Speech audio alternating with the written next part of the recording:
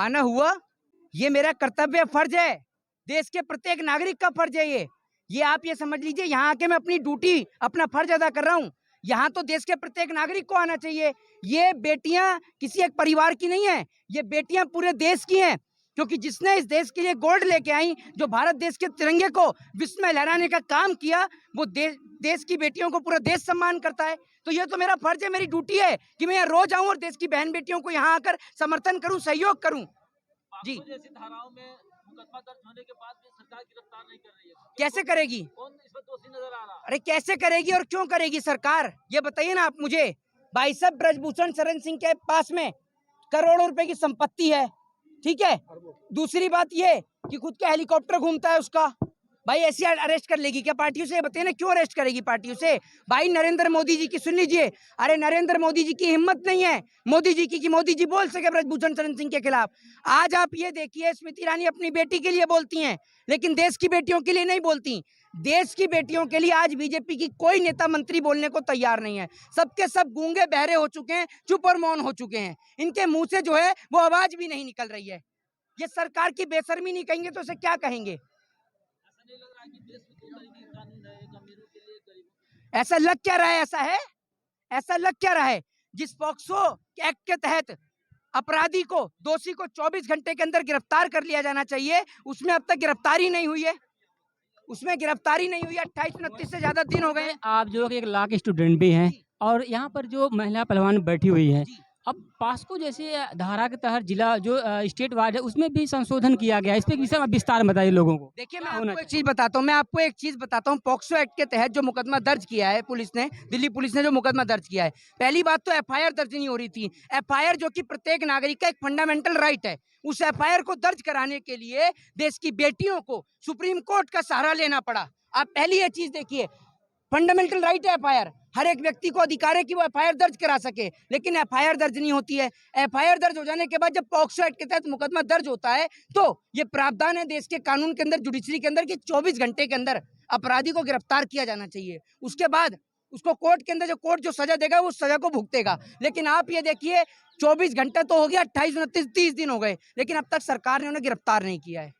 इसमें यह भी कहा गया कि 90 दिन तक कार्रवाई जो कि की जाती है, अगर नहीं होती कार्रवाई, जो अधिकारी उन पर कार्रवाई की जाती है। क्या कहना चाहेंगे इस पर? एक बात आप मुझे बताइए, पहली बात तो ये कि आप 90 दिन की बात कर रहे हैं, आज 30 दिन हो गए, महीना भर पूरा होने वाला है, ठीक है। इससे पहले भी पहलवान बैठ के गए, तो सरकार ने उन्हें एक आश्वासन दिया जो कि एक झूठा आश्वासन था। मैं आपसे एक चीज पूछता हूँ, देश की सरकार के राज में, जितना बीजेपी की सरकार के राज में देश की बेटियों की इज्जत और आबरू लुट रही है ना, इतना किसी सरकार के राज में नहीं लुटी। इनकी पार्टी के नेता और मंत्री सब बलात्कारी हैं, ये समझ लीजिए। ज्यादातर कुलदीप सिंह सेंगर किसकी पार्टी का एमएलए था? बीजेपी। ठीक है। अभी विधानसभा में बैठ के पोर्न वीडियो देख रहा था, वो कौन सी पार्टी का एमएलए था? ठीक है, नहीं किसकी? सत्ताधारी। क्यों बीजेपी का बोलने में आपको क्या दिक्कत है?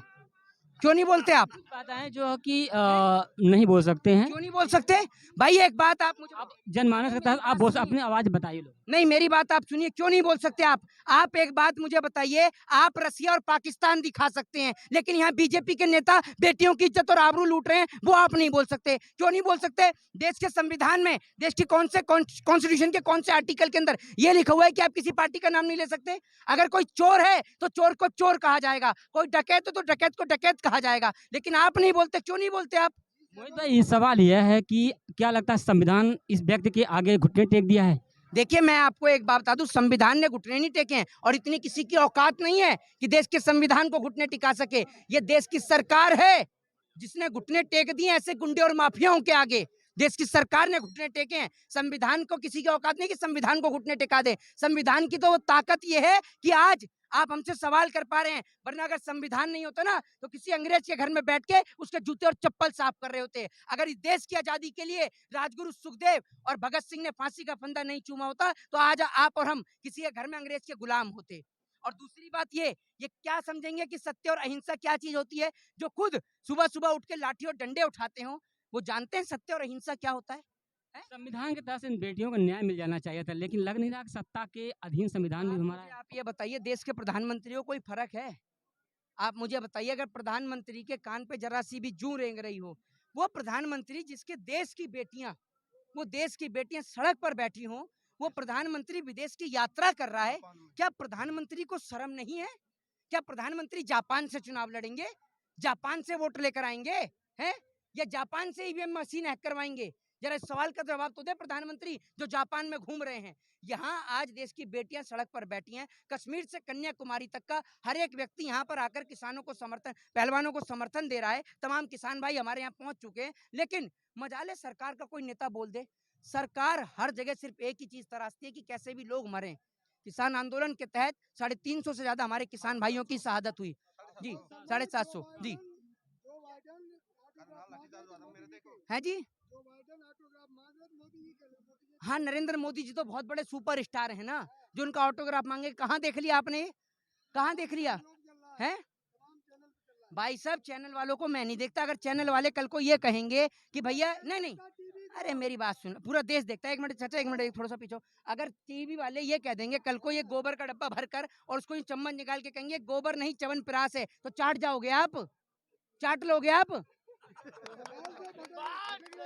अरे मैं पूछ रहा हूँ, अरे सवाल का जवाब ये, अगर आप ही कह रहे हो, नहीं आप ही कह रहे हो, नहीं मोदी जी के क्यों लेंगे, जो बाइडन क्यों लेगा?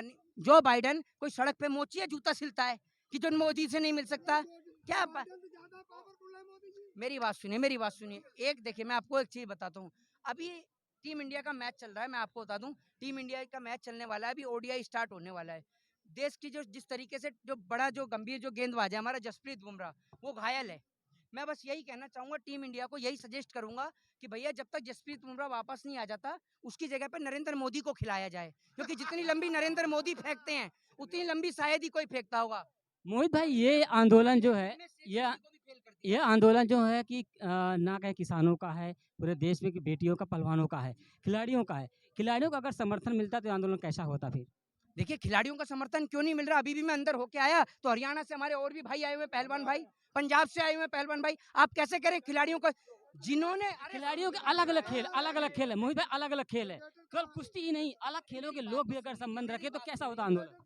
ये जो कुश्ती नहीं, कुछ कमी, मेरी बात सुनिए, कुश्ती का जो खेल है ना, ये जमीन से जुड़ा खेल है, मिट्टी से जुड़ा खेल है। ये उन भाजपा के दलाल सांसदों की समझ में नहीं आएगा। अब मेरी बात को आप सुनिए, गौतम गंभीर खुद एक खिलाड़ी रहे हैं, ठीक है? आज अगर उनकी देश की जनता, उनके क्षेत्र की जनता, जिस दिल्ली में आप और हम खड़े हैं ना, इसी दिल्ली से गौतम गंभीर सांसद हैं।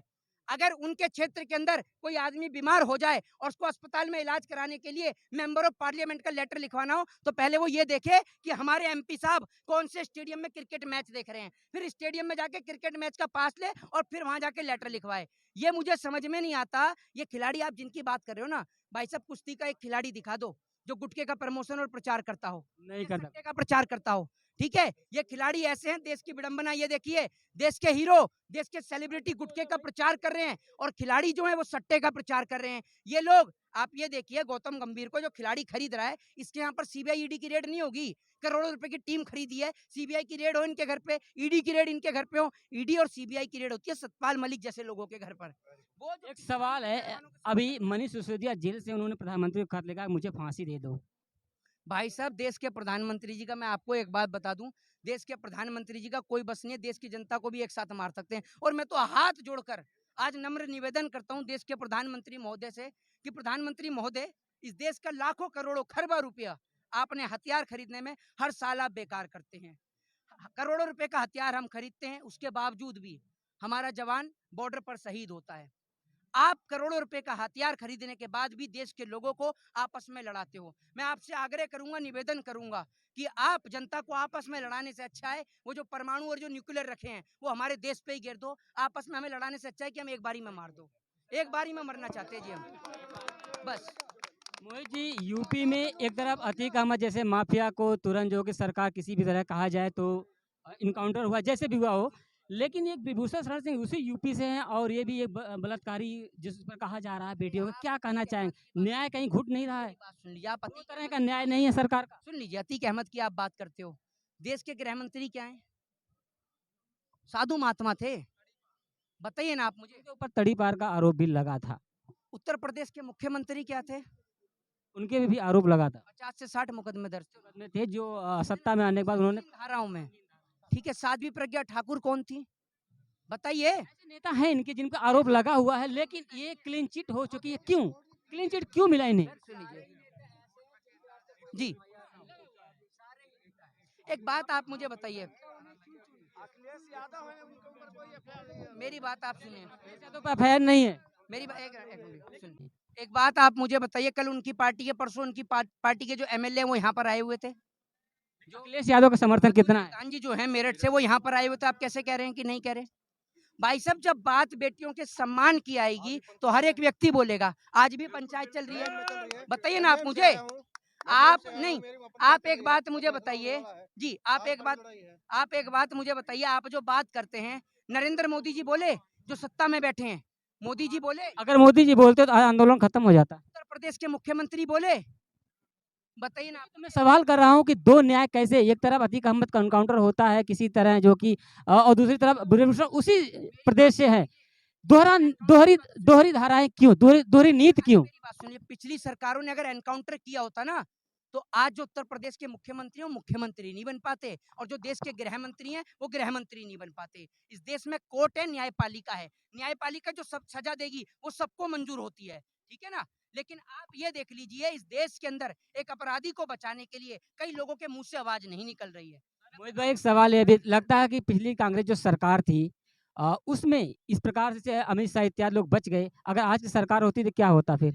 मैं आपको एक चीज बात सीधे तौर पर बोलता हूँ, पिछली कोई भी सरकार हो या कोई भी सरकार रही हो, मैं आपको एक बताता हूँ, हर एक सरकार संविधान का पालन करती थी, लेकिन इन लोगों ने संविधान की धज्जियां उड़ाने के सिवाय कुछ नहीं किया है। इन्होंने देश के किसान को क्या नहीं बोला? वो किसान जो आपको रोटी खिला रहा है, आप उस दिन इस देश के किसान को खालिस्तानी, पाकिस्तानी, आतंकवादी बोलिएगा जिस दिन आपके पास इतनी टेक्नोलॉजी आ जाए कि आप कंप्यूटर से रोटी निकाल सकें। अभी मत बोलिएगा, ठीक है, क्योंकि आपकी औकात नहीं है। किसानों ने अगर खेती करनी बंद कर दी ना, तो आप पेट नहीं भर पाएंगे देश की गरीब जनता का, याद रखिएगा। दूसरी बात ये कि इस देश में किसान किसको कहते हैं? हेमा मालिनी को, है? हेमा मालिनी आपने देखा तो था चुनाव के समय कुछ जो कि गेहूं कटाई भी कर रही थी, काटने के लिए आते हैं हेलीकॉप्टर से। बन गई थी जी, बिल्कुल। मैं आपको जी देखिए, जब तक न्याय जब तक नहीं मिलेगा, जब तक ब्रजभूषण शरण सिंह गिरफ्तार नहीं होगा, उसकी गिरफ्तारी के बाद यह आंदोलन समाप्त हो जाएगा। जय हिंद, जय भारत, वंदे मातरम। अभी आप सुन रहे थे मोहित शर्मा को कि मोहित ने कहा कि जिस प्रकार जब ब्रजभूषण सिंह को गिरफ्तार किया जाएगा तब यह आंदोलन खत्म हो जाएगा, तभी बेटियों को न्याय मिलेगा। देखते रहिए भारत मंच, राजेश यदुवंशी के साथ हम आपको जंतर मंतर से इसी प्रकार खबरें दिखाते रहेंगे।